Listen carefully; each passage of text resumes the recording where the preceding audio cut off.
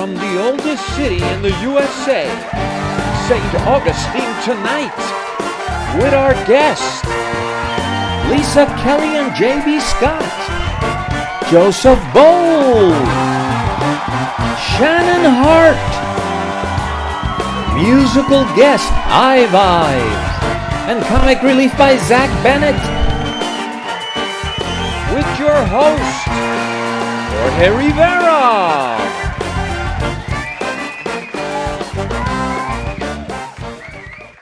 And now, live from the oldest city in the nation, it's the St. Augustine Tonight Show with Jorge Rivera.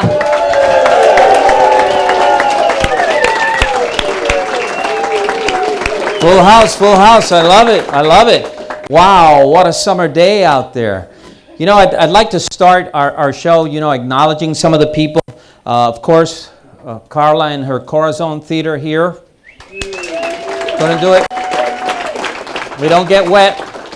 We also want to thank Barbara McNeese is out in the audience. She's from the St. John's Cultural Council. Give her a hand.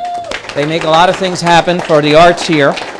We have Dr. Douglas Johnson from the Flying Physicians Association. So if you see these doctors flying out there, you'll know it's them. We also have Floyd and Gail Phillips from the Lincolnville Museum. Love you. God bless you. And we have Ria and Bob Alvarez from the Florida Historic Militia here also. What would we do without our militia to protect us, right? And, there's Shirley's Flowers. You're going to see these flowers they brought. Wow. Flowers by Shirley are just, they knock it out of the park every time they bring me the bouquet for the show. I'm like, oh, my Lord, this is so beautiful. And I can't take them home. Also, Theo, who gives us the wonderful furniture that we use here, and tonight is a night of musicians. We have so many musicians. I'm going to give some away at the end of the show. All right, so stick around. Don't go away. All right. Well, the news. There's been so much news. One of the things that upset me a little bit, but it's part of the news, is they're building the wall, as you know, and they were going through these Indian burial sites, and the Indians are a little upset. So I'd say watch the movie Poltergeist, and maybe that'll make you think, right? Okay. Also, there's 2 cruises that can't dock because of the coronavirus. It's the cruise from hell. They cannot get off. And one is out in Japan, other one's off the coast of Thailand, and they can't. And they say, I want to get off, please. I go back to the smorgasbord. Get the shrimp cocktail, And it's hell. It's a cruise. If there was such thing as a hell for cruise people, that would be it. The cruise you cannot get off. And so how long will they be out there? Nobody really knows. We'll see what happens to these poor people. The Oscars were yesterday, and Joaquin Phoenix got it. All the other actors got it, but I had my money on Joaquin because when I saw the movie The Joker, I said to my friend that saw the movie, if he doesn't get the Oscar, then the Academy needs to just sell the furniture, put a big padlock on the door, and just go home. There's no point. And he took it, and I was very happy. And the movie Parasite just swept. It took so much. I don't know if anyone's seen it. I haven't seen it yet, but they say it's a really tour de force. There's a galaxy out there sending signals in a steady stream. The scientists don't know what it is. The galaxy is 500 million years away, and the signal is, if you ever saw the movie Contact with Jodie Foster, they're getting a steady signal. I say it's their morning show. Or reruns of I Love Lucy. You never know. But they're trying to find out what it is. They've never had this. They've had like radio signals that just come once or twice, but this thing of every 4 days and then it stops, then it starts again for 4 days. They just don't know what it is. And I think it's really interesting, really interesting. It was 60 degrees yesterday morning here, and it was 65 degrees in Antarctica. So you know where I'm going with this. Next winter, I'm going to Antarctica. It's too cold here in North Florida. So that's what I want to say. Dr. Wang Liang, the doctor who basically discovered the virus or brought to the attention that there was this new virus killing people, died last week. And he was silenced by the police. He was harassed.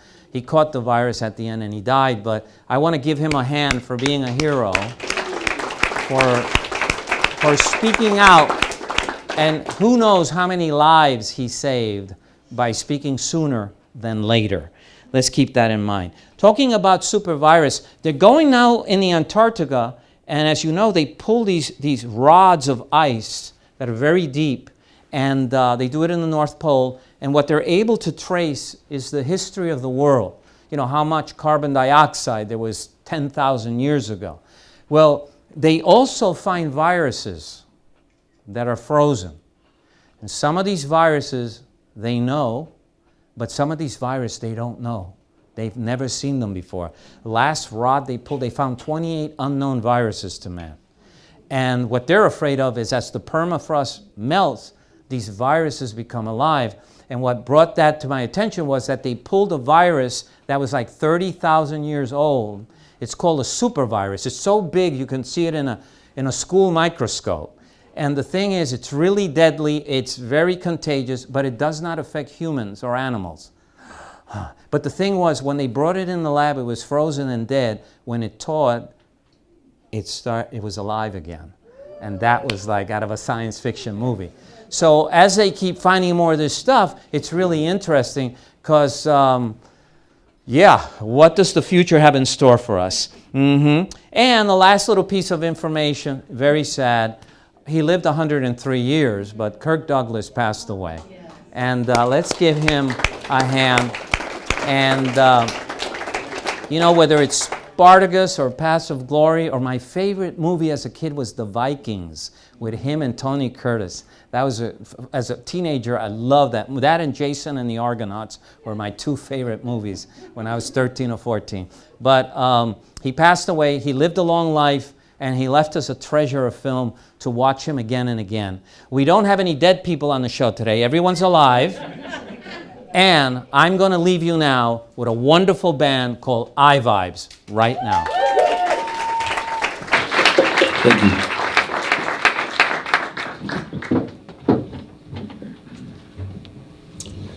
We're proud to be here tonight and hang out and share some of our vibes with you guys. We're a local band that has toured a little bit, and we got a couple albums out, but we do our thing, and it's all homegrown right from St. Augustine.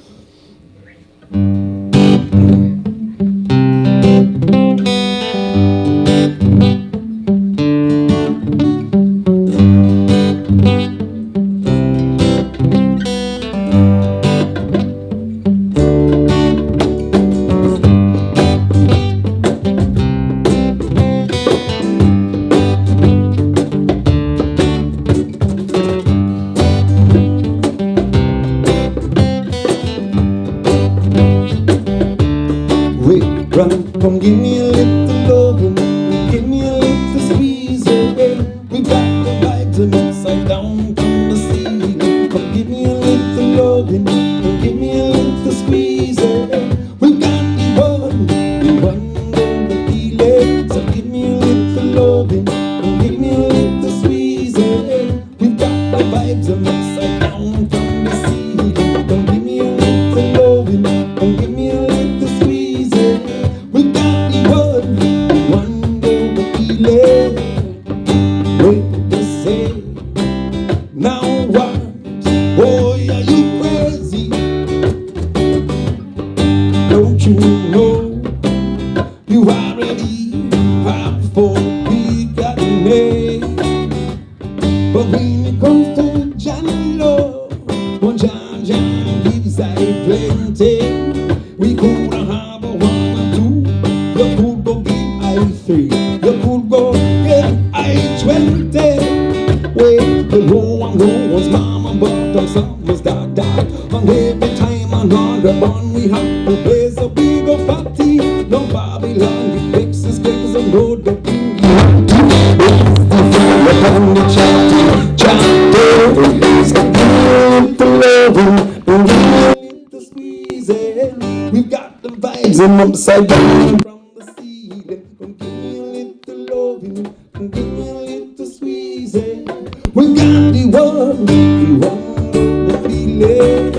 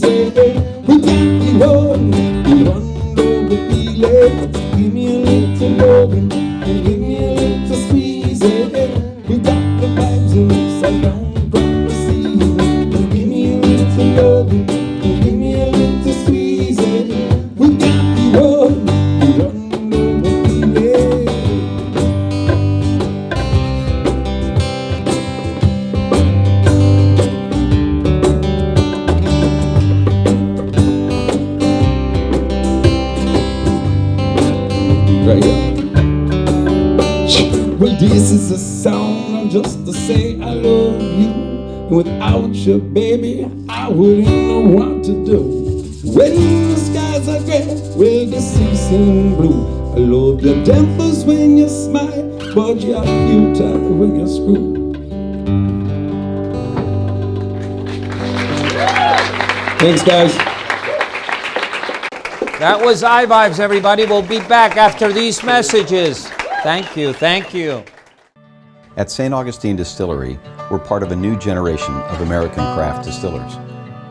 Family owned and operated, we are committed to making the best possible spirits using local agriculture. Our distillers make everything by hand, from mashing and blending to distilling and tasting each and every batch.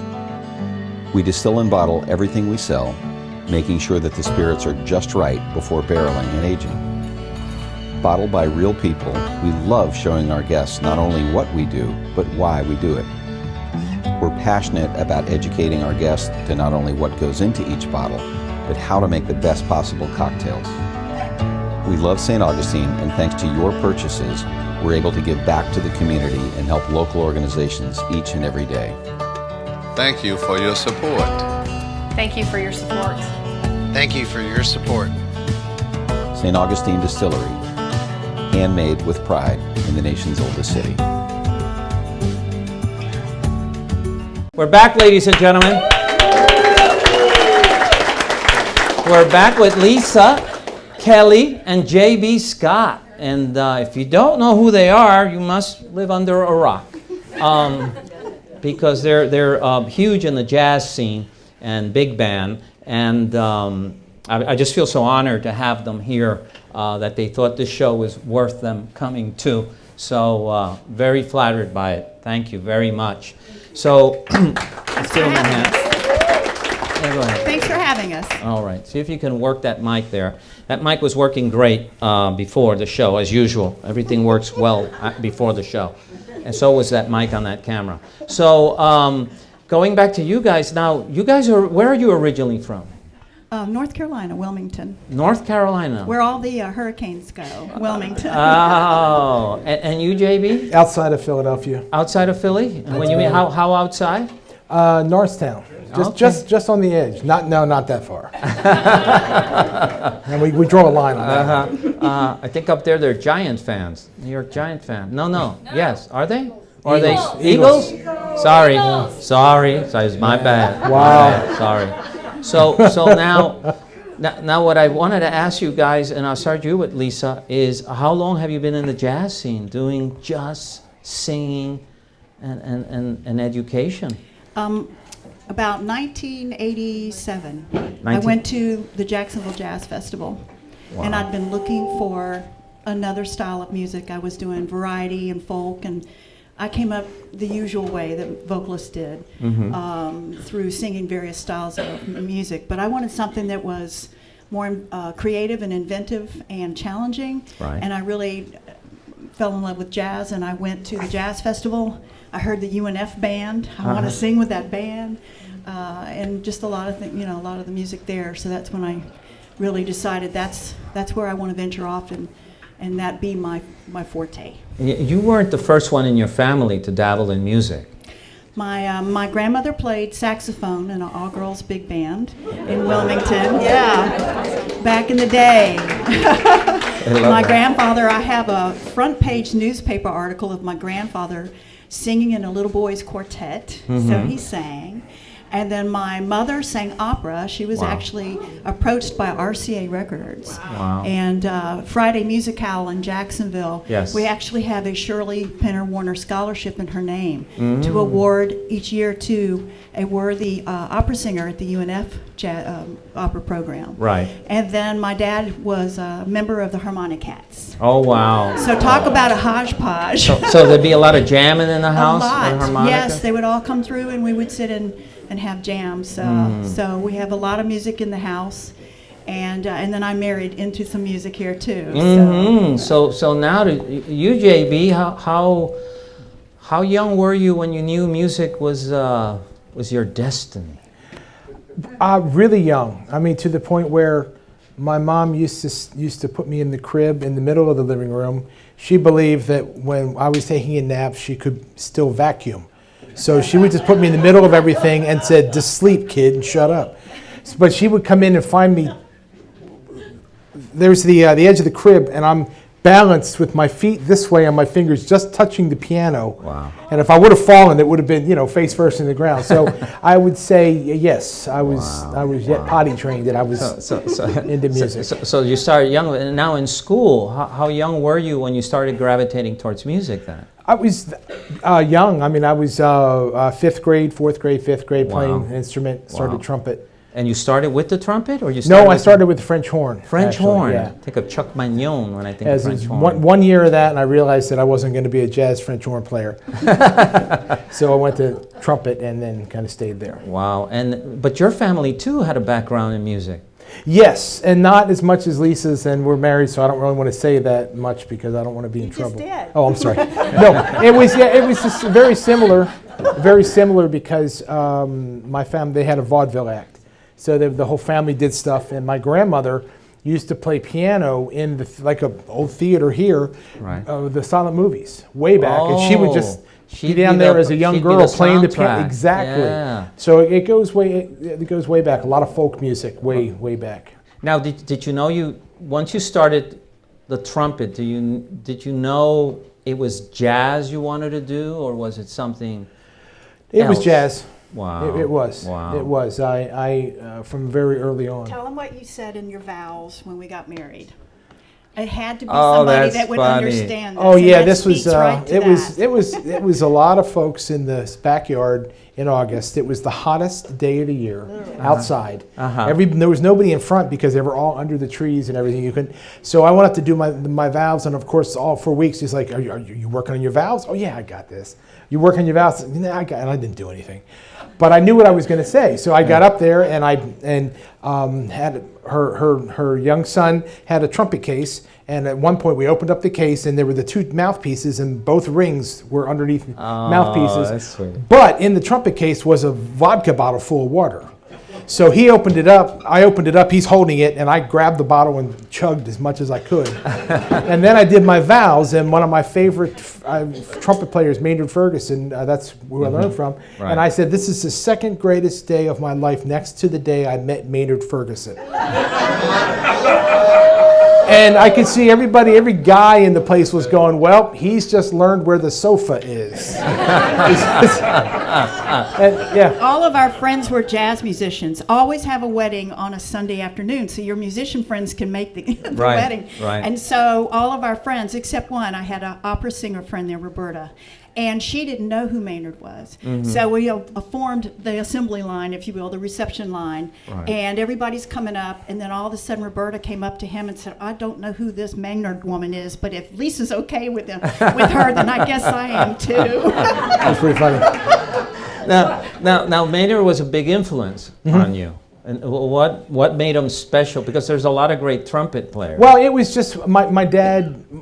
The music I grew up with was Peter, Paul, and Mary, Burl Ives, a lot of classical music, and then it was Henry Mancini, and then it was the Stan Kenton Orchestra, the Buddy Rich Orchestra, Maynard Ferguson trumpet, and so Doc Severson. So all of this was going on in our house. They would have jam sessions late at night with folk artists would come home from the clubs. They've been hanging out. Oh, wow. My dad didn't play. He couldn't do a radio very well, but he loved the music. So anyway, I was just listening to those artists, and I heard that Maynard was such a crystal clear, high note, beautiful singing trumpet. I'm like, yeah, I'm gonna. It's interesting. You were saying to me that one of the albums you think aspiring singers should listen is to Carmen Sings Monk. Oh, yes. This is Carmen McRae. Carmen McRae. Yes, yeah. and she was like, she has a fan out there, and she was amazing. I think she was influenced a lot by Billie Holiday. It was her idol. What makes that album so special to you? I call Carmen McRae the storyteller because she sang in such a style that she's telling you a story, and it's so believable, like she's lived everything she sings about. And that's a part of her stylistic interpretation. And she got permission to do this album to sing all these Thelonious Monk tunes. Right. She wrote some lyric to them. John Hendricks of Lambert, Hendricks and Ross wrote lyric to it. And it's just one of those, Times Union asked me one year, what are your top 5 albums that you would suggest that everybody have in their their collection? Repertoire, yeah. And I said, absolutely, Carmen Sings Monk. Right. It was just, for that time when she recorded it, was a very new concept, to sing all these instrumental tunes with lyric to them. And she renamed them a different name. Right. Other than the Monk name title. Yes, it was a new title. They had to tweak them because of copyright. Yes. Yeah, and it was also nominated for a Grammy. Yeah. Don't doubt it. Yeah. And I listened to the album after I talked to you, and it's absolutely so beautiful. I'll put it there with Coltrane's Love Supreme. I could put it there with Sonny Rollins' Colossus. I could put The Kind of Blue but Miles. It's one of those albums that if you love jazz and jazz singing, it's a must listen to. So I thank you for that, because I didn't even know that album existed. She sang in a bebop style as well, so she was really pulling from the phrasing and the style and the interpretation of instrumentalists. Right. And like you said, Billie Holiday did the same thing in her own way. Right. And so now going back to you, JB, the trumpet has been your instrument for so long now. What do you think is the biggest challenge of being a trumpet player? Probably as you get older, the body doesn't cooperate with you as well. and the muscles decide they're going to do other things, and the face, and the breathing, and the teeth, and you just wake up and don't want to look at that piece of metal and slam it to your face and try to beat on it. So that's the thing. It's over time. It's a harder instrument to play than a lot of them because it's so physical. Yes, It is. It's so physical. Right. You have to. Yes, yeah. His teeth shifted a couple of years ago, and they could not figure out why all of a sudden he wasn't able to play. Yeah, and he had to go to the dentist and discover that it was a little bit of teeth shifting. And once that settled, if you will. Yeah, the playing changed. It was like all the things. What I did, I had to do it differently. But see, here's the hard part, and this is what all musicians go through. It doesn't matter. Right. You still have to make it look like it's easy, and you still have to make the people think that everything they're hearing is still everything you do. Even if it's not. Musicians they try to make it look easy when we're up there going, oh my God. Did we just get through this? So, that's what it was. So I'm like trying to shift around and, I get it. And I get done. People are like, man, you sounded great. I'm going, thank you. As I walk away, go, what are you, deaf? So it is. There's a funny picture of Maynard Ferguson playing the trumpet, and his cheeks are really, it looks like, you can barely see his eyes. He's blowing. And someone's comment was, people don't know he has 2 hamsters inside his mouth that help him play. And I thought that was just so funny. But though you do have something in common in the sense that if you have bronchitis, you can't play your trumpet. But in your case, your instrument is your voice. If your trumpet breaks, you can get another one. But if your instrument is not working, you cannot get another one. So is that a challenge, knowing that your instrument is so fragile and yet? Absolutely. I'm very guarded about my health, about getting rest, just being aware of how healthy my voice is, how to sing correctly. Right. I teach vocalists, so in many styles of singing, interpretation, but the basics are still the same. The fundamentals are still the same. Right. How to sing and use your instrument correctly. Right. And it is your instrument, and we have to go through several steps. We have to think on concept and feel it. Yes. How we sing correctly, because we're feeling our body and where air focuses and resonates and projects and all this, and how we shape our tone and our words for clarity and for forward motion. And it sounds complicated. It's really not. It's just a few concepts, but you do have to be very healthy about your voice and realize when it's time to shut up. He likes that. And and time to sing. Yes. And time to just get away from folks and rest your voice and not talk down here. Right. We talk all day down here and we sing up here. Yes. So knowing how to make that shift into our facial mask and all that. Right. It's almost like opera. Once you know what are the instruments in your body, then it happens naturally. You do it so often that it's like this muscle memory thing or whatever. You know what to do. Now, you've been around the world. You've played at Montreux Jazz Festival. You've played in Italy's, what's that festival? Pescara, which is one of the big ones too. You've been all around the world. The Wall in China with Ben Vereen. So I'll go back to you. Have you ever been starstruck? Someone that you met in the jazz world, you say, wow. Well, yes. There was one we were playing. I think we talked about this, and I was thinking about it again. We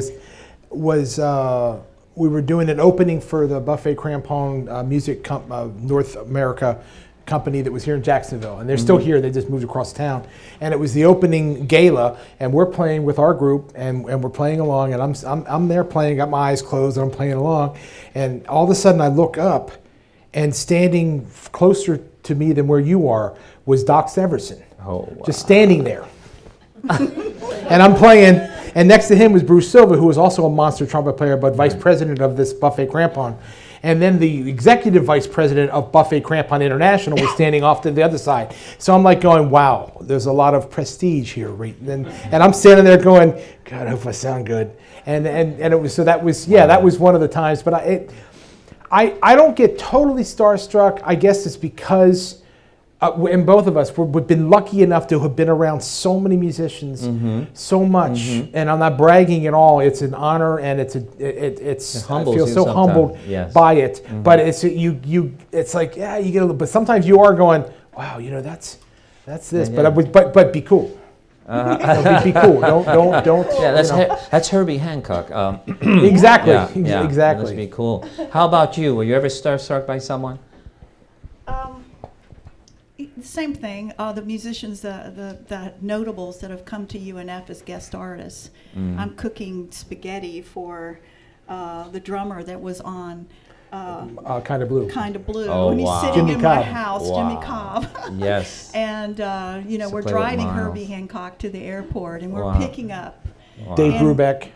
Oh, Dave driving him Brubeck. around town and Take 5. Yeah, Oh, Dave and Brubeck. later Doc played with his band at a major concert in Chicago. Yes. And he interviewed him Wow. for a Yeah, documentary. people know Doc from the Johnny Carson show. Yeah. Most of people, when you hear Doc Severson, he was the guy with Johnny, and then sometimes he'd talk with him and all that. Oh, He was a big thing. Well, I wish I could. We could speak for hours because music and jazz is something that I love very much. But I thank you so much for being here. We're going to take a tiny little break to set them up. They're going to play something for us. So I want to mention that tonight we have a special pianist with us who works with us quite a bit, Mr. Aaron Larian, and he was the winner in his freshman year in college at UNF of the Jacksonville Jazz Festival piano competition. Aaron. So he will be joining us. All right. And when is your next gig? When are you guys playing again? In about 3 minutes. Yeah. I know that. But after we leave here, We have a lot of Mardi Gras things coming up. This whole month. Yeah, we're doing some concerts and some retirement homes. It's really cool. Really? Go out and be able to take the music out to the folks, and they're kind of. Because you guys were in New Orleans not too long ago. Yep, a couple of weeks ago. Mm-hmm. New Orleans, wow. If you go to our website, kellyscottmusic.com. It's got our whole performance calendar there because we have to look at it to know where we've got to go next. You guys are busy. Yeah. Actually, I don't. I just go, honey, what are we doing? Look at the list. Well, there was this book written called The New Face of Jazz, and there's a chapter on both of them. Marsalis is here. I mean, the who's who of jazz, and they're here too. But you know what I found very interesting as I looked through the book and I saw so many jazz people I knew. So many of them, like you, are also educators. Mm-hmm. So many of them are teaching the young ones so that this art form just perpetuates. Mm-hmm. And I thank you not only for your talent and sharing, but I thank you for keeping it alive with the future generation. We'll be back after these messages with the people up here. I leave you with Lisa Kelly and J.B. Scott, and on the piano, Aaron Larryman. This is all for you.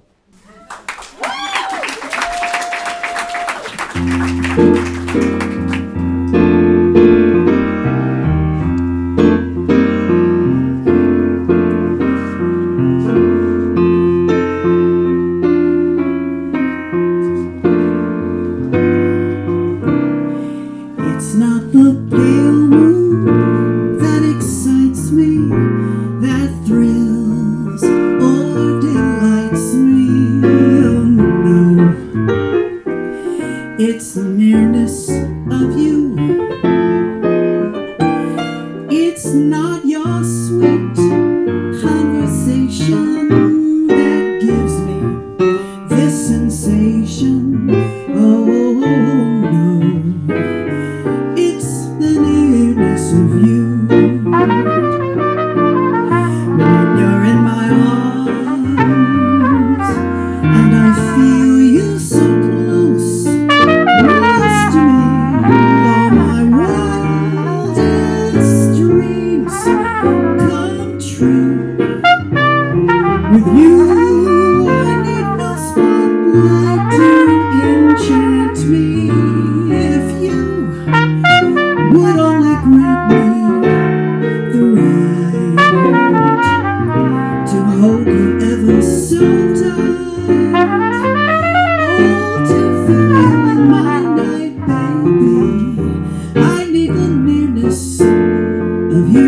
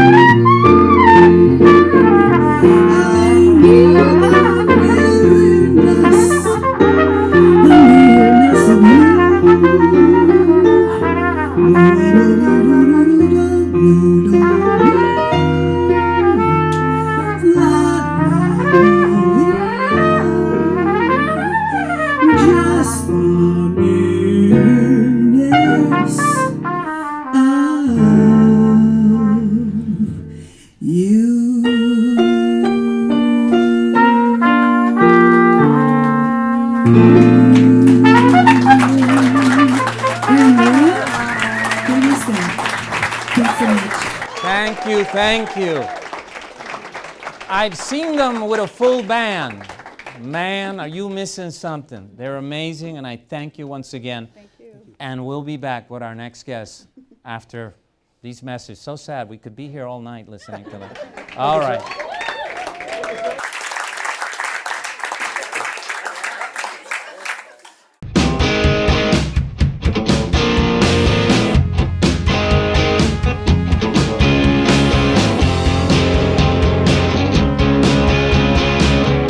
Last year in January.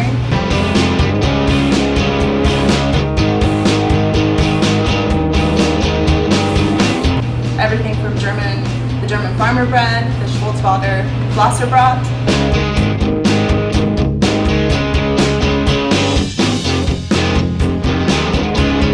We have Jewish roots as well on my mother's side, so we do challah every Friday. That's available.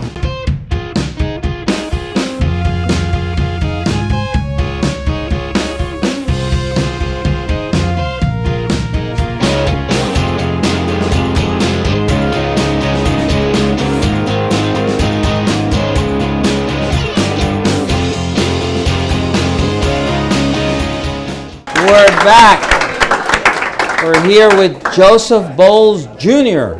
Junior, yes. That's it. Your papa was named Joseph Boles. And for those of you who don't know Mr. Boles, he was our mayor 4 times. 4 times. And he was the mayor responsible for the 450th, if you remember that, when we had the King and Queen of Spain. Now, that's an interesting story because when you approached them, they still weren't king or queen. Yeah, he wasn't king yet. He was the Prince of Asturias.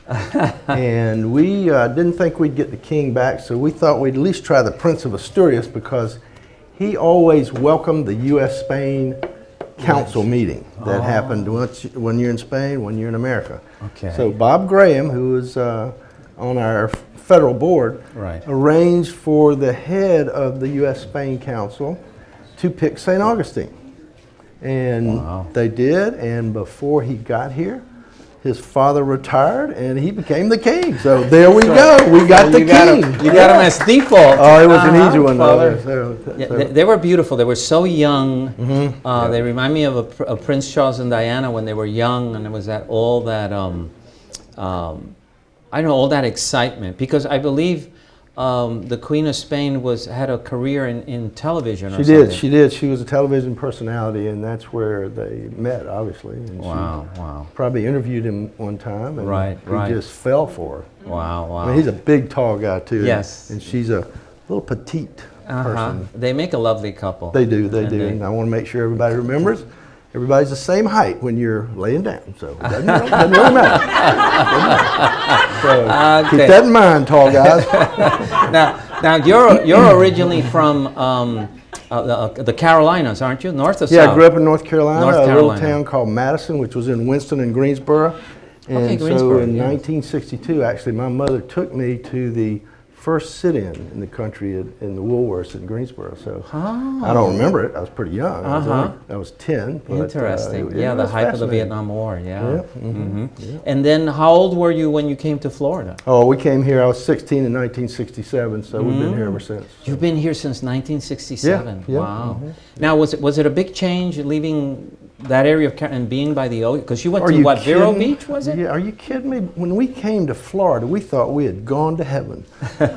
We were watching the Beach Blanket Bingo movies, and the Beach Boys were coming out, and Frankie Avalon, Annette Funicello, all of that year, and we thought we're going to Nirvana. Of course, we came down here, my brother and I, a couple little rednecks from North Carolina, and tried to surf. How did that go? It went terrible the first day. My dad bought a big surfboard, dropped us off at the beach. We didn't know what to do. And back then you had big baggy jams that you wore. They were flowery. And the first thing I did, because I was a little portly fella from North Carolina, I've always carried a little extra weight in life, but I promptly went out there on the surfboard and split my baggies wide open.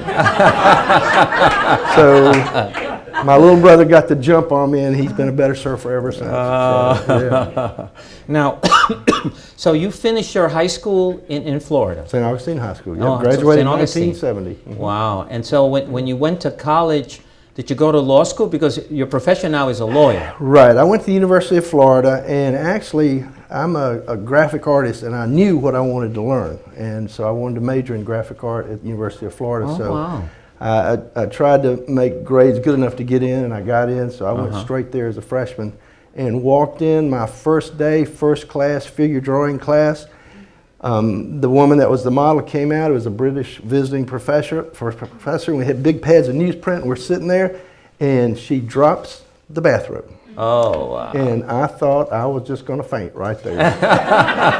But of course, I had to act all cool. That's no big deal. So anyway, you survived it. Oh, it was a wonderful. If you're going to go through college, art is the way to go through college. So because remember, you don't have any prerequisites for law school. Right. You take the LSAT. My roommate at the time was Tracy Upchurch, who's our current mayor. Oh, yes. Yeah, because at that time we had a teenage discotheque I started in Gainesville called High Steppers. High Stepper? Yeah, because you couldn't make any money doing graphic art, so I did several things. Okay. And Tracy was my roommate. He graduated from Davidson with his English degree, which he couldn't do anything with that either. Right. And was resisting going into the family business, which was law. He said, what are you going to do? Because I had just had the sheriff come to get my car at the disco failed, and I had a judgment against me for cups and paper products and stuff, and came to get my car, and I said, well, I got to get another degree. And luckily, the only lawyer I knew had kids that went to High Steppers. So I called him, and he took care of that, and I traded him the sound system for his son, and he paid and then I clerked for him later on, which was kind of cool. Yeah. So then you decided to go back to school to become a lawyer. I did. I was going to go back to get a business degree to learn more about business, because I felt like, if I'd have known what I was doing, I wouldn't have lost the judgment. And at that time, you could pay the money, take the test. I took the GMATs for an entrance into business. and did terribly because I didn't know microeconomics. Okay. But like you could also take the LSAT. For $50, you take the LSAT. You just sign up and take it. So I did, and I, to this day, don't tell the mayor, I got a better score than he got when he went. So I've always been proud of that. So I went on to law school. I was 28. Now, where did you go to law school? University of Florida. Okay, Yeah. University of Florida. And I figured, I'm 28, I'm not married, don't have kids, I'm going to be...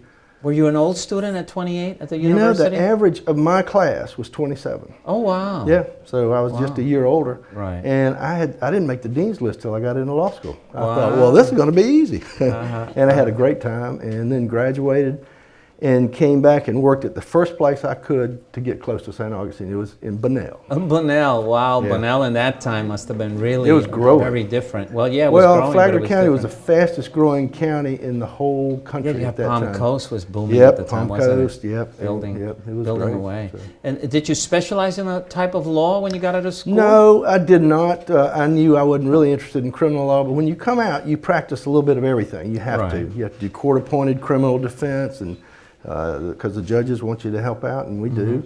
But I'll tell you, the turning point for me was I got asked to join the Council on Aging Board. Which you're still on that now, aren't Still on the Council on Aging Board. Started back in '88, I think, and it's a great, great board. And What's the goal of this board?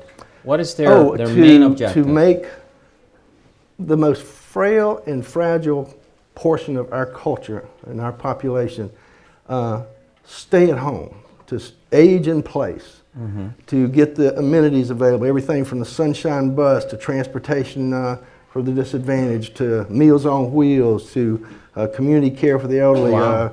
We build ramps for people's homes. We cut 75 yards a week, things like that, all with volunteers, 600 and some volunteers. 600? Oh, it's big, it's big. We got tons of good people. Wow. And a lot of them are elderly people. Now, I'm an elder lawyer, so I just went into that business, and honest to goodness, I had a little old lady, she was in her 80s, she came, got her estate done, she said, okay, now I need to figure out something to do.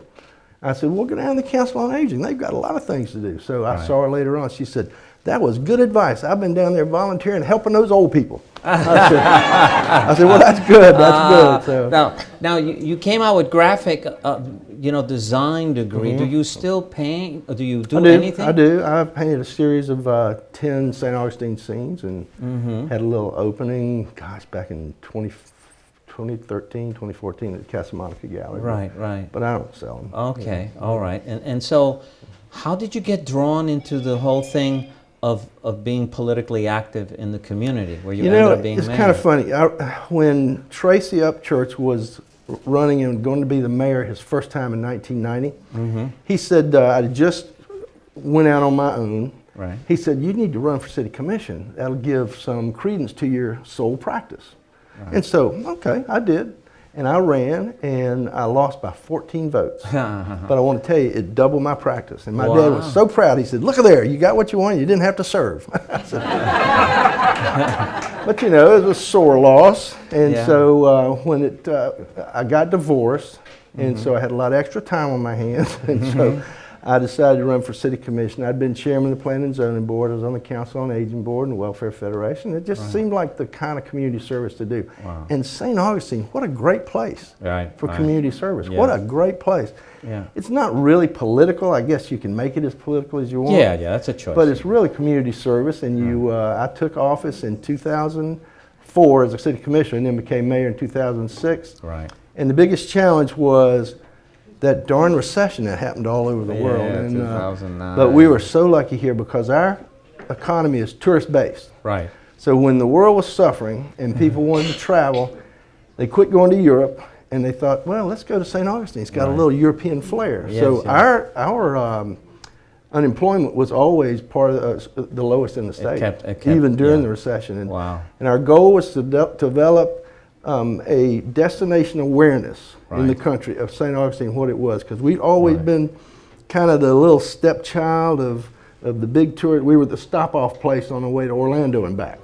We'd get a day or two out of people. Now people actually come here and stay a week. It's amazing. It's growing, yes. So, and the mentality when I grew up, because my first job in St. Augustine was riding a horse up and down St. George Street dressed like Ponce de Leon. Honestly good. Because when I was a kid, you'd drive through the city gates and go straight down St. George Street. That was our central business district. That's where the Western Auto was. That's where the drugstores were, and you parked at an angle on both Your sides. first office here in St. Augustine was where? Spanish Street. Oh, okay, right over there. Spanish.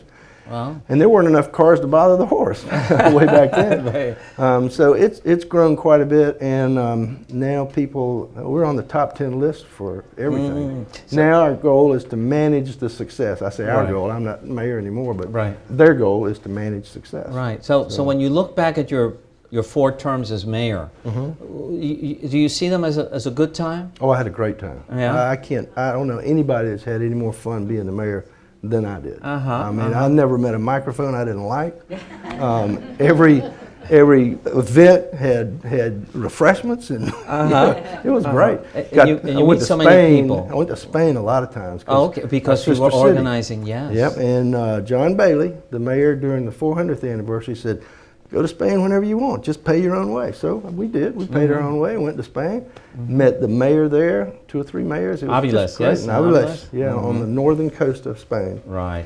That's where Pedro Menendez came from. And my adopted mother's family came from that area, in Santander, by the Santander, coast, right. and Aviles and all that, yeah. And so I learned people. more about St. Augustine history when I was the mayor than I learned any time before. Well, you meet these people you would never meet otherwise. Exactly, and not everybody knows when Pedro Menendez came here, he didn't come with just a little ship or two, a little colony.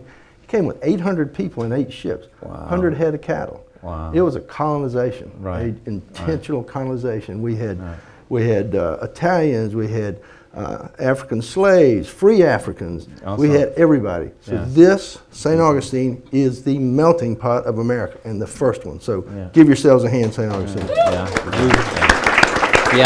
And now, what does Joe Boles do to chill, to relax? Oh, I play golf. I try to play golf every Friday afternoon. Every Friday afternoon? Yeah, because on the weekends I didn't want to take time away from the kids, because between Jane and I, we have 7 kids. Wow. 6 girls, 1 boy. Oh, poor boy.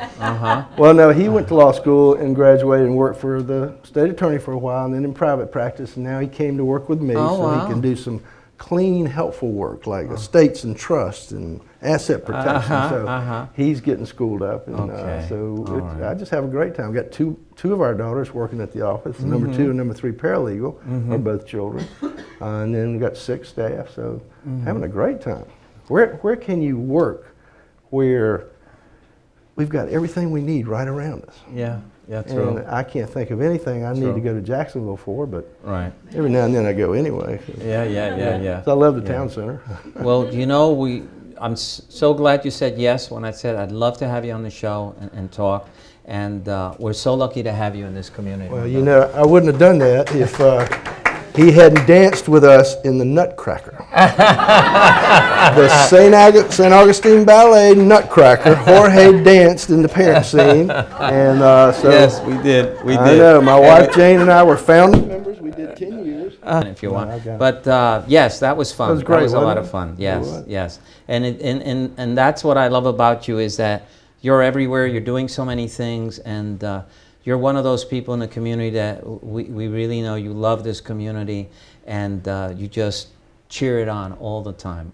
Thank you. And if I didn't have a wife, Jane, hey Jane, that was just up for everything. Like she used to be the one that ran that mayor's holiday lighting we had when I was the mayor, that party on the Nights of Lights night, some of you may have been.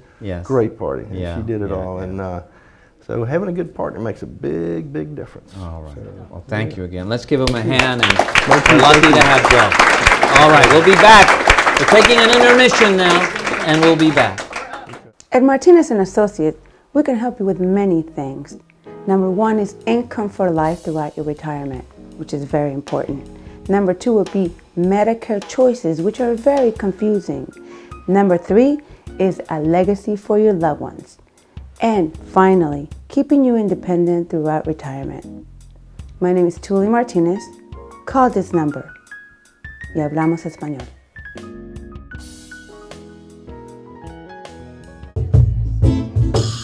And now, from the island of St. Augustine, high vibes, baby.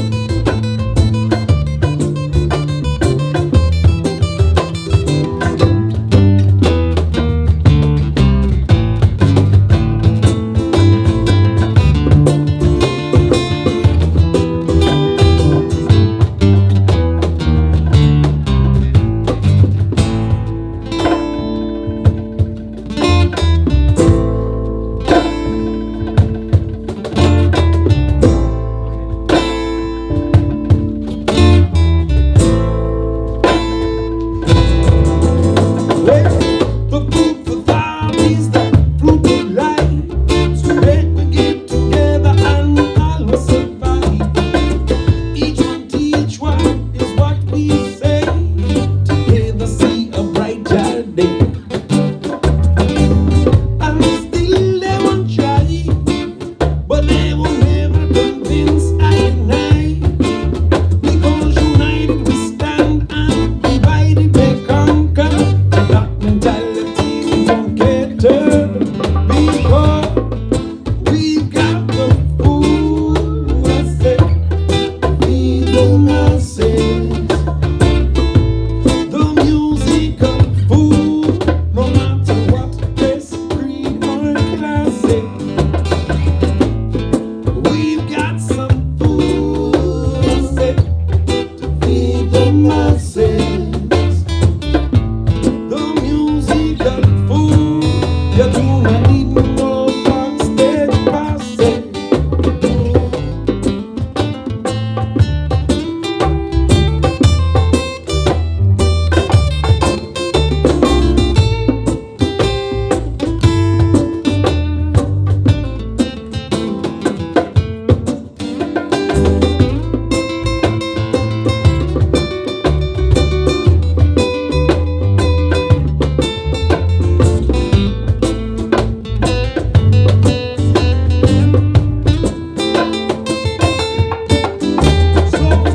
Break the bread and just break the fish. These are the things that Christ died ready with.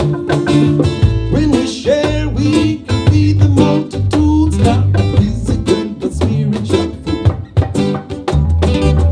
And still they will try, but they will never convince I and I. We got the love and not hate. I know the love is so great, and it always is so right by my side. Why? We've got the food, I said, to feed the masses. The music of food, no matter what race, creed, or class. We've got the food, I said, to feed the masses. The music of food, you do not need no backstage passing.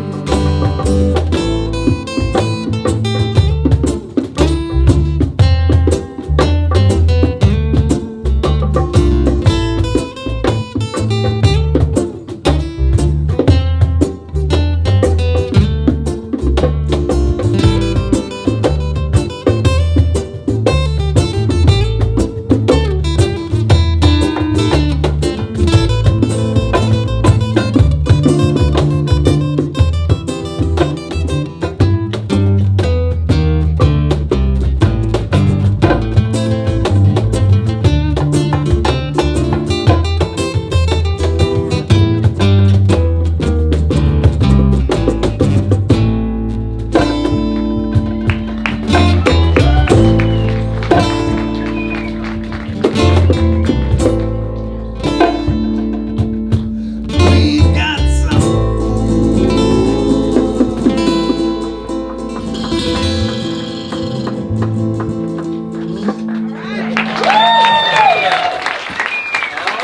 Thank you.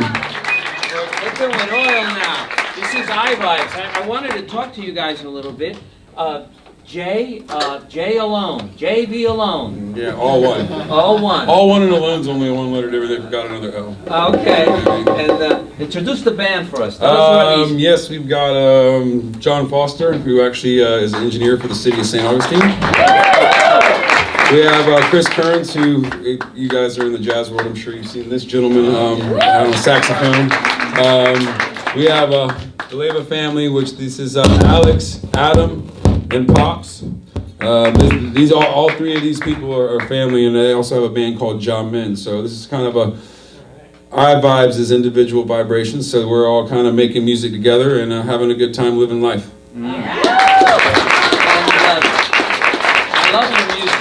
I love it. Does it have a genre, or is it? That's the thing. I don't really think we fit in a genre. I mean, we definitely have roots based in certain musics, but all of us love all kinds of music. Okay. So it's kind of one of those things. Like, we're not just a reggae band. We're just a band. A band. and if we love your music so much that we say, you know what, I want that music in my and my whole repertoire of music? Where would we go to get your music? We're on Spotify. That's Okay. the easiest place. We're also on iTunes. Okay.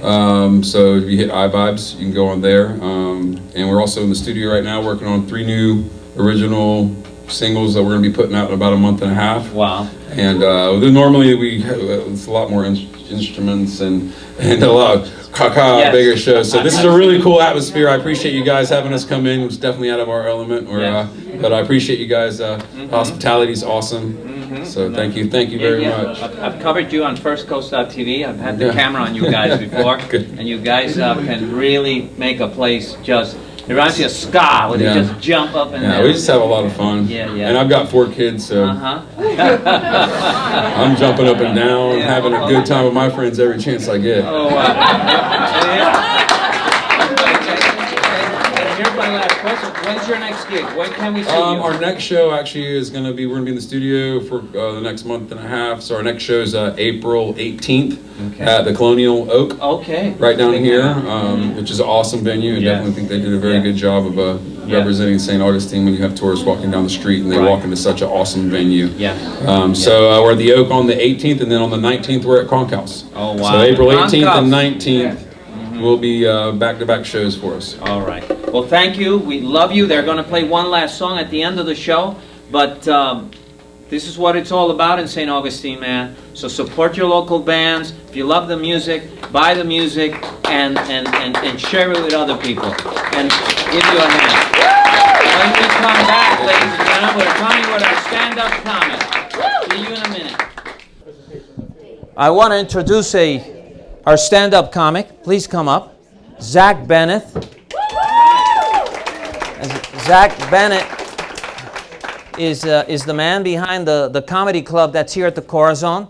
He's also a comedy club out of Daytona. That's where he's from, but he spends so much time here, we're not sure if he's still from Daytona. But that's what he does, and he's an upcoming comic. He's in all the clubs here, Jacksonville, all around. Let's do the test of the joke here. Let's do the joke test. What is the solution for ignorance and apathy? I don't know, I don't care. All right, I think we're ready.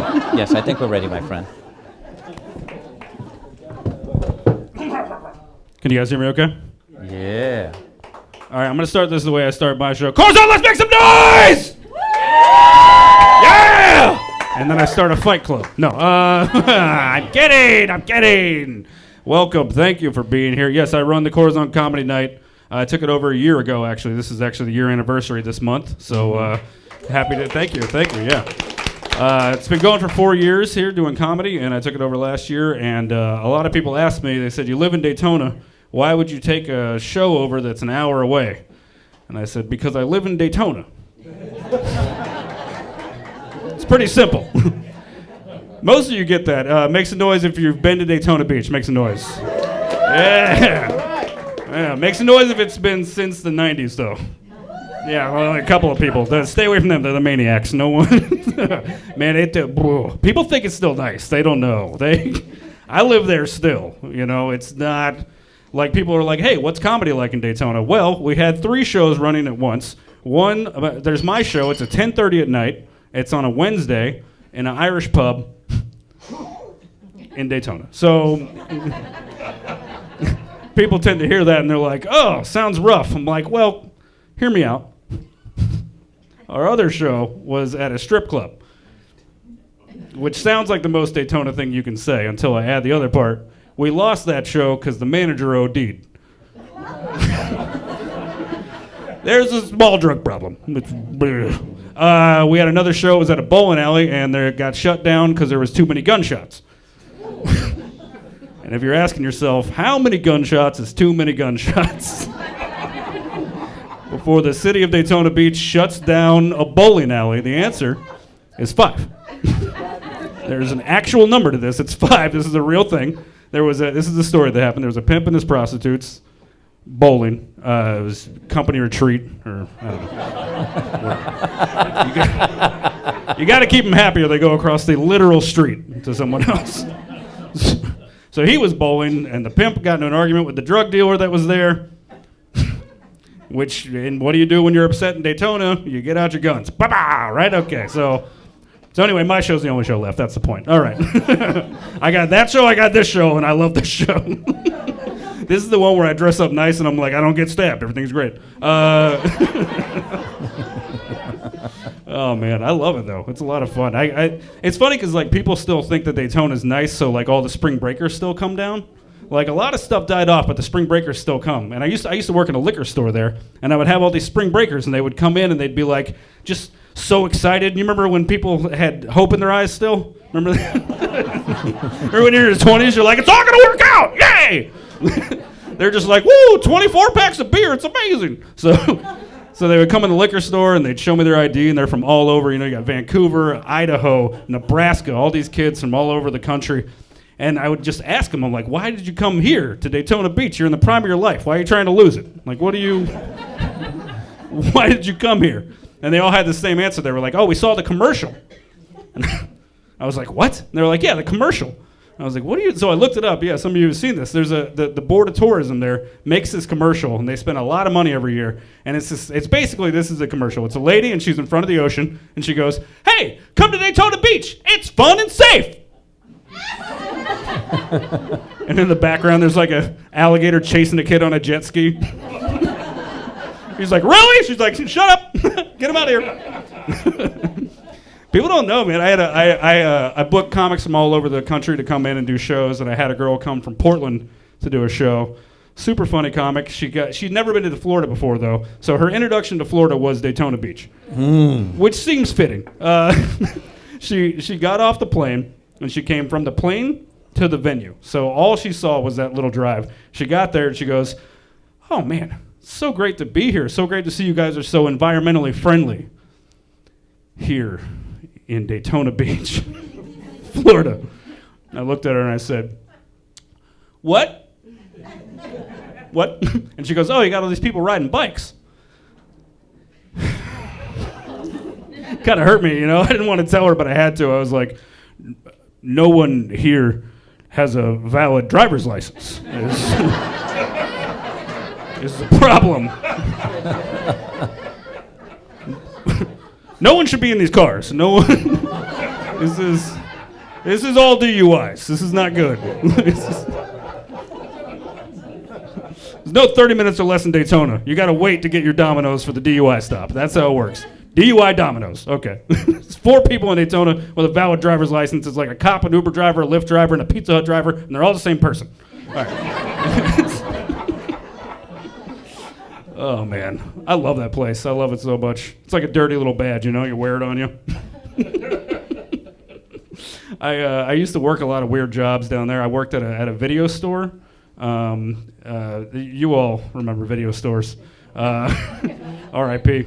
I don't know what to say to kids now when they're just like, what's a video store? Is that just like YouTube headquarters? And I'm like, yes. You ever wake up and you say to yourself, what's the dumbest thing I'll hear today? And I always think I know what the answer might be. The dumbest one I ever got was at the video store. I had someone walk in once, and they walked in and they went, hey, you got Passion of the Christ? And I was like, yeah, it's right here. And they said, cool. How many days do you get to have it? I said, 3, but you got to bring it back. Back in 3 days, right? Just a little, you know, little joke, little. And he just looked at me and went, okay. And he walked out. He didn't get it. Then he walked back in, and he put it down on the counter 3 days later, and he goes, I don't like it. And I went, okay.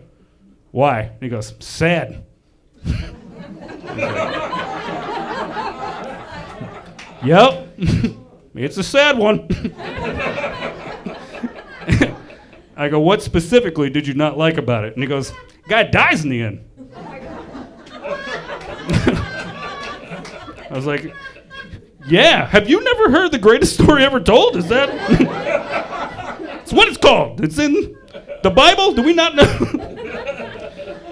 I used to do a lot of charity work there. Charity work. Anybody got anybody doing any charity work? Anybody doing charity work out there? Makes noise. Good. You're all great people. I've never done any charity work. I used to work at a charity. It's totally different. Yeah, I would have gone back to a liquor store for $1 more. They paid me well though. No, but it was rewarding work. You know, you felt like you're making a difference. You know, you're making a change. And I did have one weird incident where an elderly woman who was working there, I admired her so much. She was 90 years old, and she would come in and volunteer to the soup kitchen to feed the homeless. Every single day she was there. I was like, man, that's so great.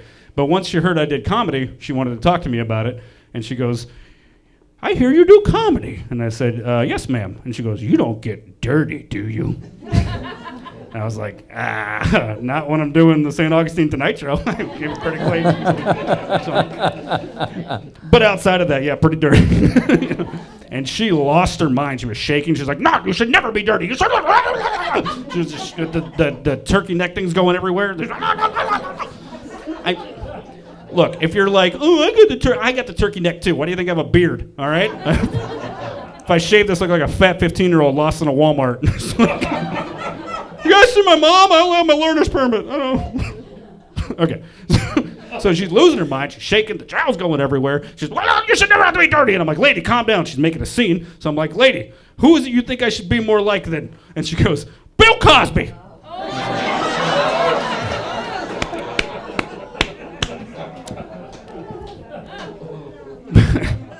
I was going to argue with her. I thought, you know what? We'll let that one go.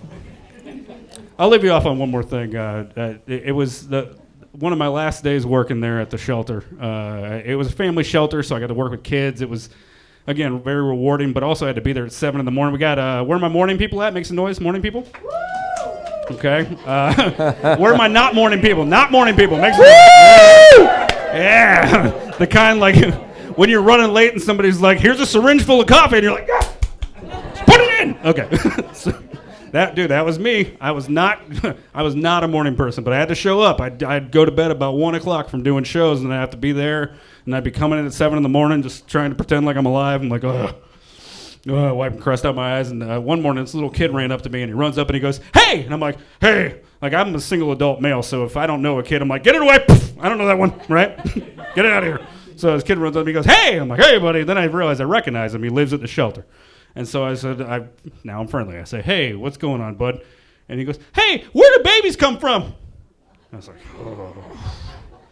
Like, we all know right now the answer. It's ask your parents, right? When I get backed into a corner, I kind of feel like I got to break the ice with comedy, you know? So this is what I said. He said, "Where do babies come from?" And I went, slow reflexes.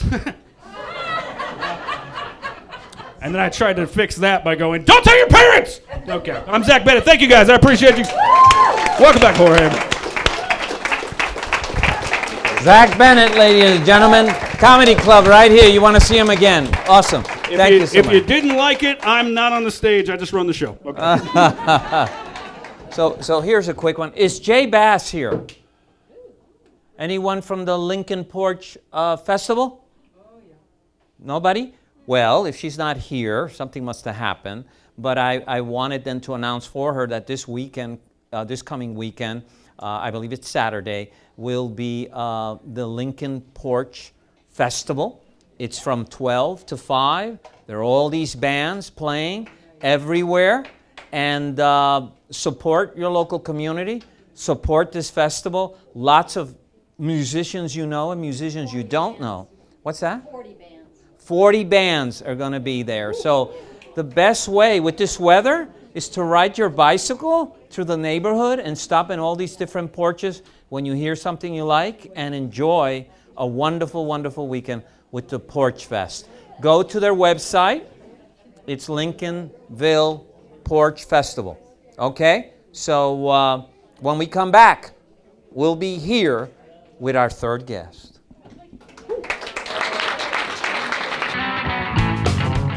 Hi, my name's Dana. I own Sweet City Cupcakes, and we're located at 233 West King Street. We specialize in custom cakes and cupcakes. We use fresh and local ingredients and bake fresh daily. Each of our cupcakes is decorated with a unique look to complement the flavor. We have signature cupcakes such as the Marilyn, the Elvis, the I Love Lucy. We have a unique vintage look. Stop in and say hello. Have a cup of coffee and a delicious cupcake. Even better yet, take the box home to share with the family. We're back, ladies and gentlemen. We're back with Shannon Hart, and when your name comes up, you think of Robert De Niro, Katarina Jones, you think of Sissy Spacek, you think of Anthony Hopkins, you go on and on and on the list of the who's in Hollywood. So you've had a wonderful life in that world, and so what was your role with those people? What did you do with those people? With those people? Yes. I worked in the art department, and I actually was the shopper. I was the one who got to buy everything for all the movies. For the set design? For all the sets, yeah. So they would give me a Wow. massive budget, and I would go out and Right. buy things for the sets and then put it all together. And then put it all together, yeah. Wow. Mhm. Yeah. No, I was seeing all the movies. Your credit showed up on the IMDb. IMDb. Yes, and there was oh my Lord. And so now you're originally from where? Good question.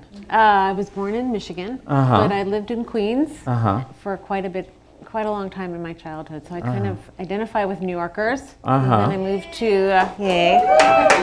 New York, glass of water for a quarter. It says, I used to talk like this. And then I moved to Wisconsin, of all places. Wow, My Wisconsin. years, yeah. Well, Milwaukee? Milwaukee. Yeah, that's the main. Yeah. My best friend, may he rest in peace, was from Milwaukee.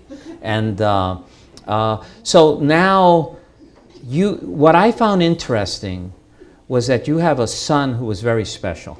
And he was one of these gifted children, and you made so many decisions in your career around him to accommodate him, to give him the education he wanted, because he was one of those kids that by the age of 11 he had finished high school or something like that. And so the way it all starts is that you have this child, but you do a dinosaur for a museum, is that it? I have a good memory. It's one of those things. I was a single mom, and I had a 3-year-old who was doing algebra. And suddenly, what do you do with a 3-year-old who's doing algebra before the internet? See, it would have been okay now because you could have homeschooled him. But by the time he was 5, I was trying to find a tutor for him. And I found one at Dartmouth University in New Hampshire. I lived there. New Hampshire. Yeah, and so I used to have to take him to college to be tutored by a college math professor. And while he was being tutored, I worked at a children's museum. I volunteered doing a dinosaur exhibit. And a movie company came in just on their break, and they said, oh, you should be doing movies with us. So they came in and they asked me to do a movie which was called The Spitfire Grill. That was my first movie, which was an old one.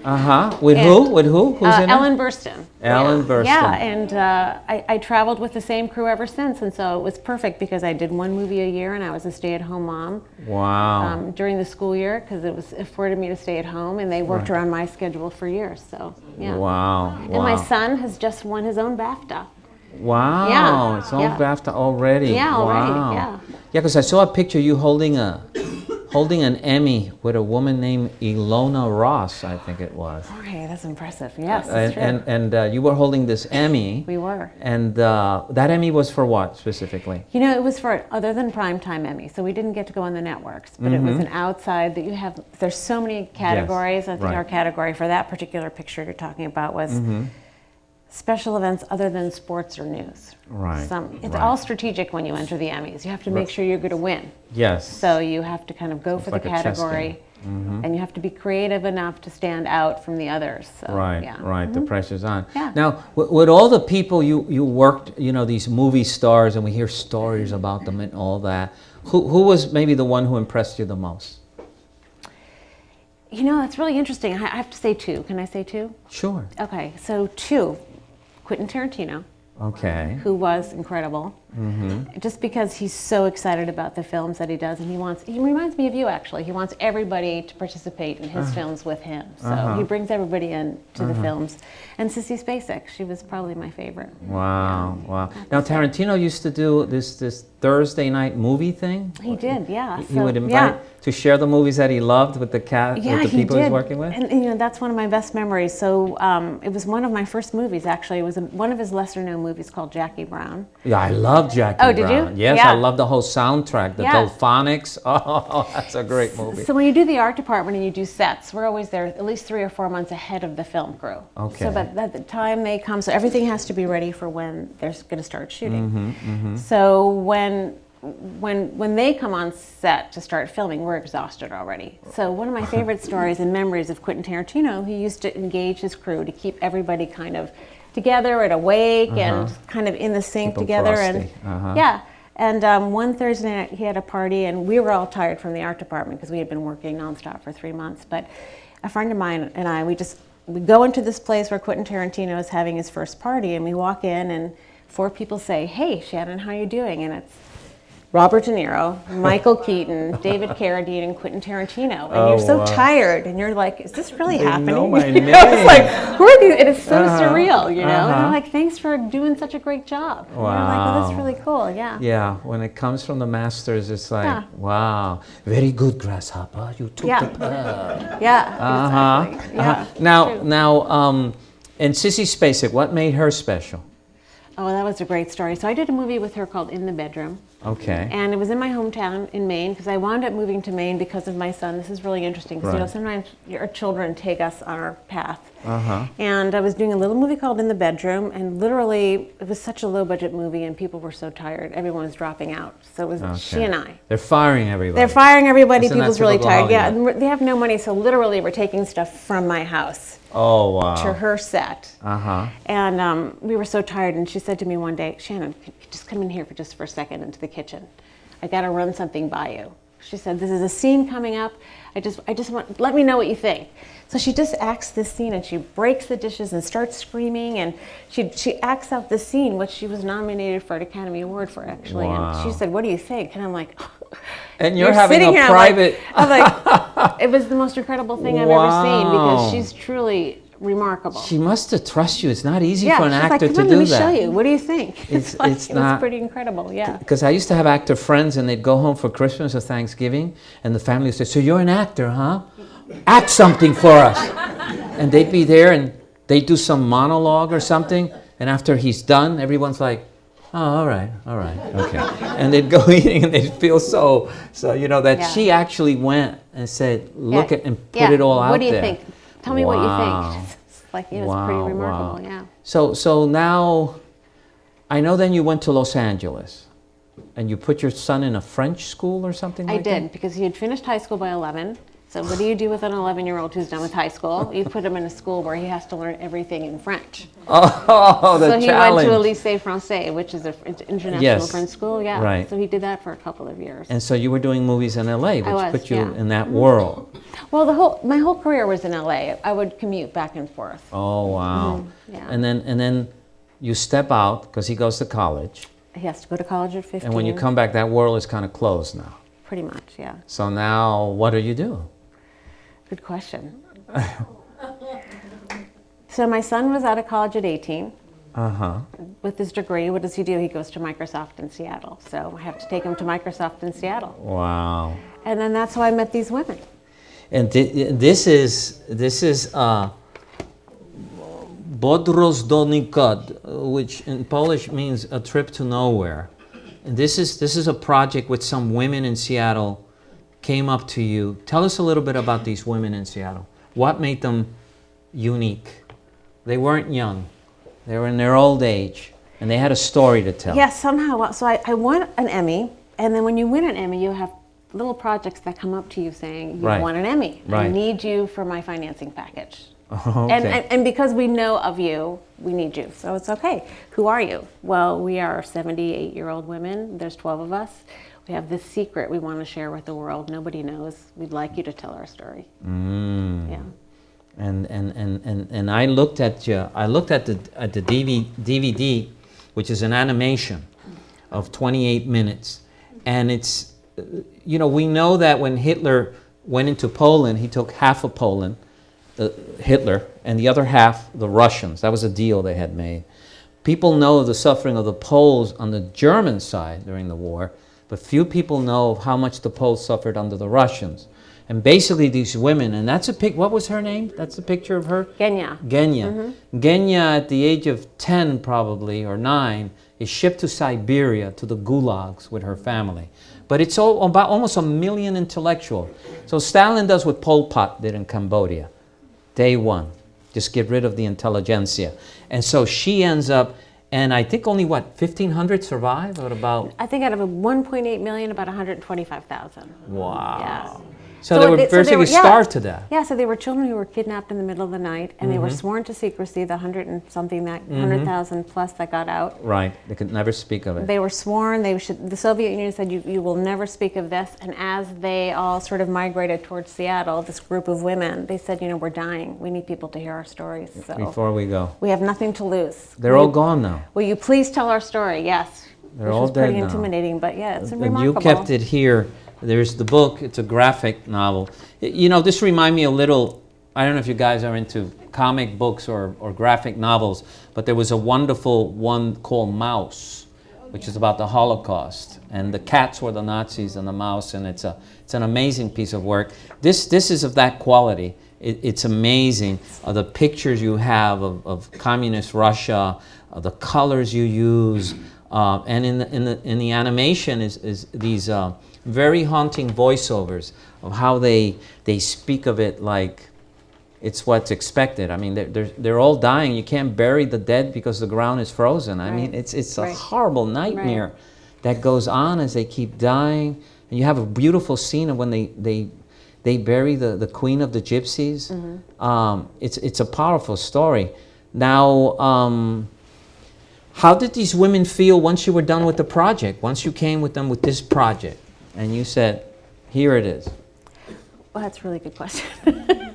So what was interesting is you have 12 women, very strong, opinionated, really strong. Well, to survive the women, gulags, I think you have to be strong, opinionated. And they're telling their story for the first time in their lives. And they're nervous, but they want the world to know this truth. Because most high schools and students don't know about, they know about the Holocaust. There's a lot they don't know. But they don't know about the fact that the Soviets Soviet also side took, exterminated so many of them. So they decided they would tell the story. So their goal was to have me create some sort of format that would appeal to high school students. So their goal was to start putting it into high schools around the country so that American students would know not only was there the Holocaust with the Jews going to the concentration camps, but many children, on the eastern side of Poland went to the gulags. Right, and what makes it, the hero of this is Anders. He's head of the Polish army, and now Hitler's in Operation Barbarossa, as you know, when Hitler went in and broke the pact with Stalin and just went into Russia and just killed 25 million Russians. But they need bodies to fight Hitler. And so now this Polish general convinces Stalin, let me get these Poles, we can come and fight on your side. And he's the one who saves them. It's a remarkable story. And the woman who approaches you is the daughter? Oh yeah, so it's kind of a little bit complicated. So the women, they created this series, well, this movie. Yes. I created this book without letting them know because it was just like, I'm going to do this for you and you're going to like it. This wound up kind of being a little bit. Did they like it? Too many cooks in the kitchen on this one. Yeah, they really loved this one, and they loved them both. They've all passed away, and I promised them I would keep circulating their stories. But the thing that's incredible about this is that General Anders they consider him to be the Moses of the Pope population, and the Polish. I did some work for the Pope too, which is why I have Pope in my brain. Yeah, because it was through the Pope and the people of the Pope that all this. Yeah. So the most incredible thing about this story is that they have this little story. They're in Seattle.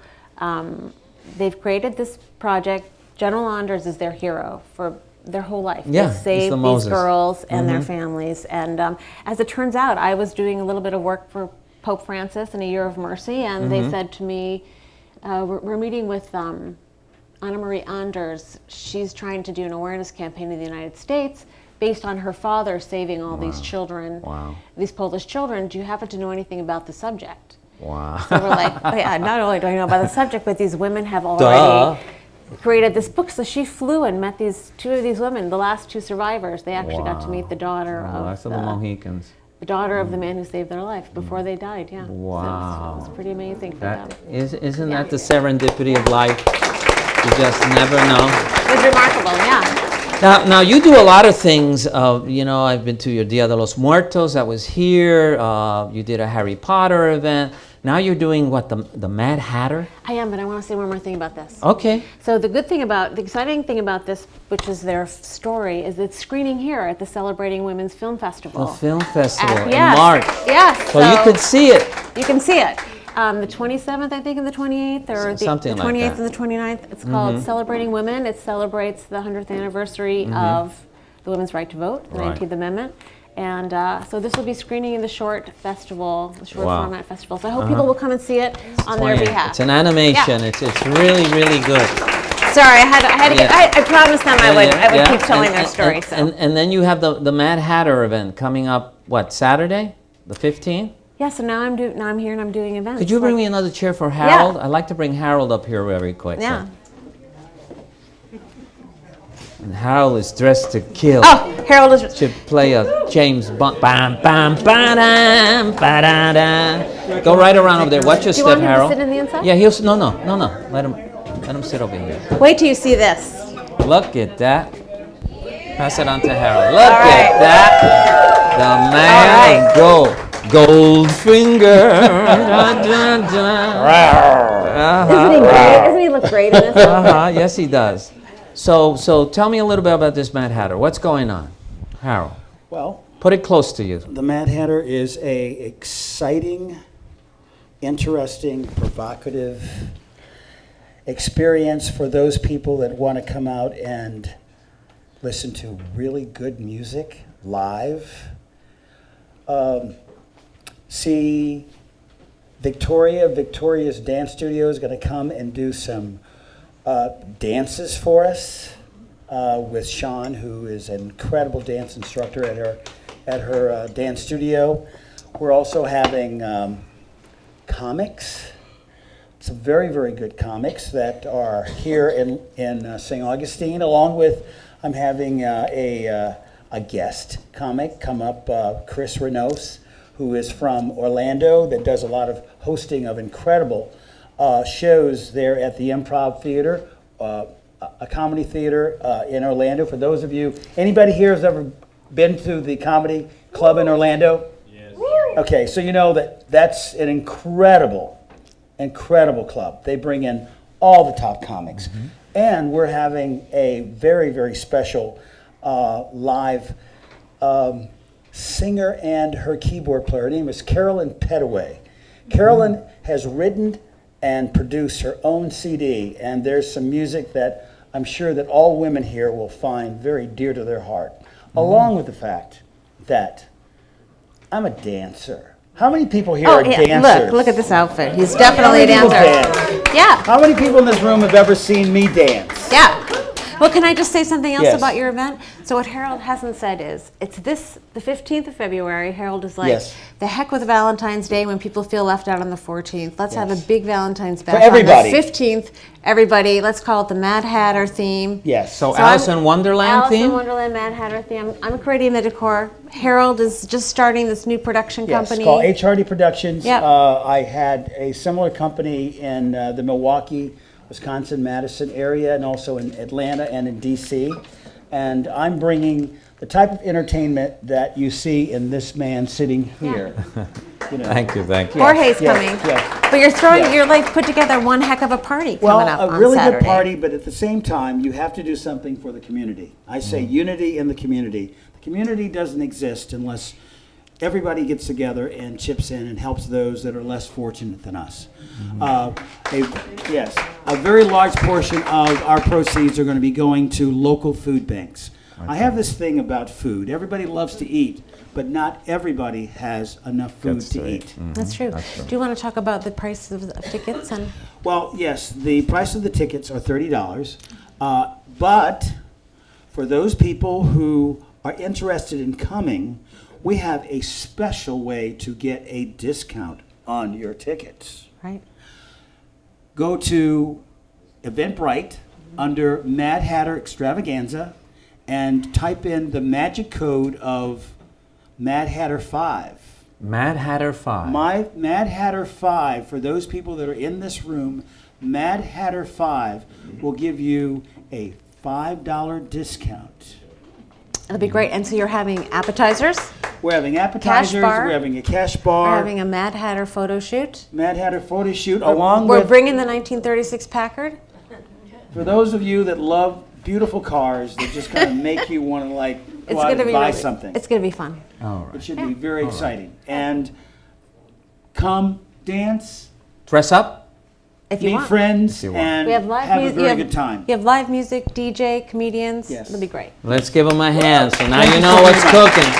I wanna thank you both. Thank you. Yeah. And great story. See the Thank you. ladies' movie. And Thank you. yes, and this Yeah. is great work, man. I mean, Yeah, their stories are available on Amazon. I was impressed with your career, but this really blew the hatchets off the submarine. Are we giving that away to someone who wants Yes, it? we're going to give this away to somebody, and I'll let her, you know, whoever begs the most will get it. Whoever comes up first can have it. It's all their stories. Don't jump, don't run, don't go in front of the camera. It's all of the women's stories in this book. Okay. Yeah. When we come back, one more time, I-Vibes to close the show. Vibes one more time.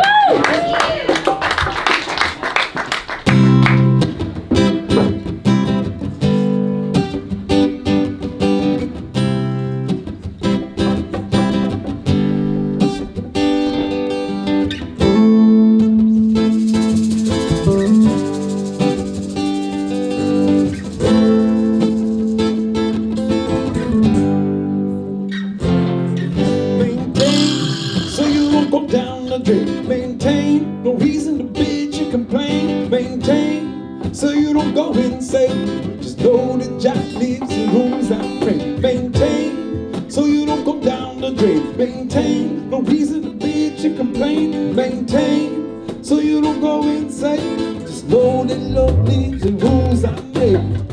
Where we lifting heavy weight, honestly we don't need no crate. We flying high, up on the good ganja plane. And then we take a ride, up on the one love true train. 'Cause I know Jah gives out everything that I need to sustain. Maintain, so you don't go down the drain. Maintain, no reason to bitch and complain. Maintain, so you don't go insane. Just know that love leaves and moves out rain. Maintain, so you don't go down the drain. Maintain, no reason to bitch and complain. Maintain, so you don't go insane. Just know that love leaves and moves out rain.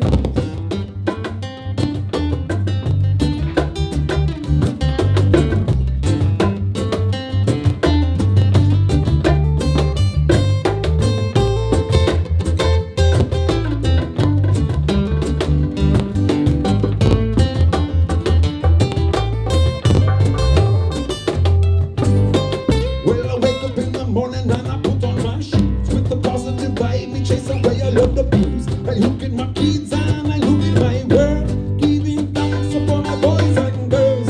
Well, we got the one I love vibes. You will never take them away.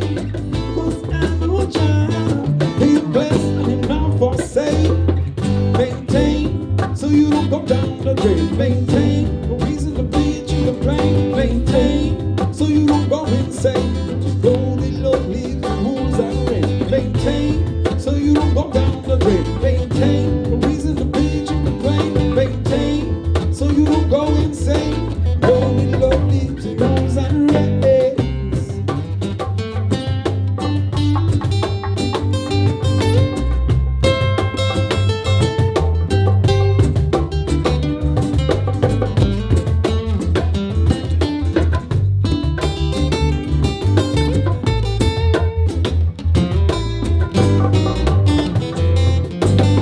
So you look to your brothers and you look to your sisters. Then you get together for a positive picture. Look at the ocean and you look at the mountains. Child love springs are flowing just like a fountain. Well, we got the one I love vibes. You will never take them away. 'Cause I know Jah, him blessed and him not forsake. Maintain, so you don't go down the drain. Maintain, no reason to bitch and complain. Maintain, so you don't go insane. Just know that love leaves and moves out rain. Maintain, so you don't go down the drain. Maintain, no reason to bitch and complain. Maintain, so you don't go insane. Know that love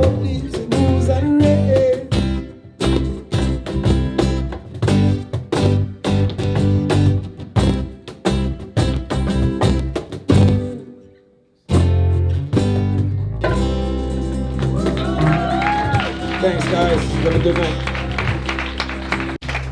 That's our show for tonight. A great show. Thank you, iVibes. Thank you, Joseph Boles, Shannon Hart, Lisa Kelly, and J.B. Scott. Thank you all for being here once again. This is show 6. I can't believe this is going so fast. And next week we have a special guest host, which is Amy Hendrickson. Just great guest. Woo! So thank you again and have a good night. Thank you.